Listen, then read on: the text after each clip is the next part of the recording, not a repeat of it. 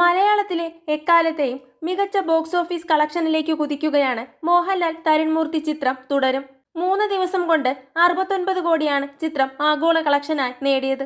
Aashirvad cinemas ആണ് ചിത്രത്തിന്റെ ഔദ്യോഗിക കളക്ഷൻ പുറത്തുവിട്ടത്. കേരളത്തിൽ നിന്ന് മാത്രം 3 ദിവസം കൊണ്ട് ലഭിച്ച കളക്ഷൻ 20 കോടിയാണ്.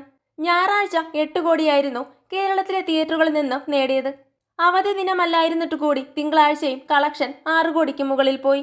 കേരളത്തിൽ മാത്രമല്ല വിദേശത്തും ചിത്രത്തിന് ആവേശകരമായ സ്വീകരണമാണ് ലഭിക്കുന്നത്. 41 കോടിയാണ് വിദേശത്ത് നിന്നുള്ള കളക്ഷൻ. റെസ്റ്റ് ഓഫ് ഇന്ത്യ 7 കോടി. മോഹൻലാലിന്റെ കരിയറിലെ 360ാമത് ചിത്രമാണിത്. ശോഭനയാണ് ചിത്രത്തിലെ നായിക. 15 വർഷത്തിന് ശേഷമാണ് മോഹൻലാലും ശോഭനയും ഒരുമിച്ചെത്തുന്നത്. രജപുത്രയുടെ ബാനറിൽ എം രഞ്ജിത്താണ് ചിത്രത്തിന്റെ നിർമ്മാണം. ഷൺമുഖം എന്ന സാധാരണക്കാരനായ ഒരു ടാക്സി ഡ്രൈവറെയാണ് മോഹൻലാൽ ചിത്രത്തിൽ അവതരിപ്പിച്ചിരിക്കുന്നത്.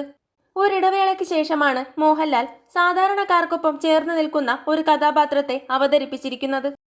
കൂടുതൽ സിനിമാ വിശേഷങ്ങൾക്കായി ചാനൽ മറക്കാതെ സബ്സ്ക്രൈബ് ചെയ്യുക.